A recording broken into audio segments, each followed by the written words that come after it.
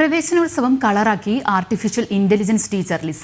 Kozhikode Koduvally government higher secondary സ്കൂളിൽ പ്രവേശനോത്സവത്തിന് വിദ്യാർത്ഥികളെ സ്വീകരിച്ചത് ലിസ എന്ന AI ടീച്ചറാണ്.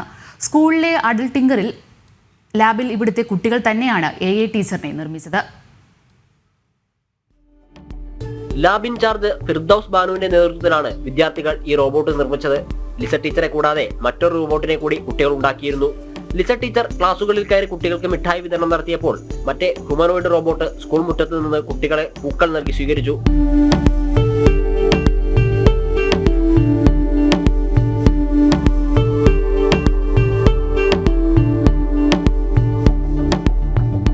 AI ടീച്ചറായ ലിസ കുട്ടികളുമായി സംവദിക്കുകയും പുതിയ അക്കാദമിക വർഷത്തിന് ആശംസകൾ അർപ്പിക്കുകയും ചെയ്തു.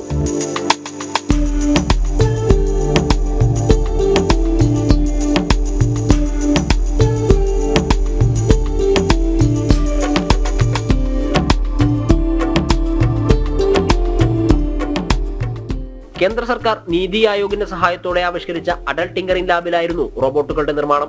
20 ലക്ഷം രൂപയാണ് സ്കൂളുകൾക്ക് അനുവദിക്കുന്നത്.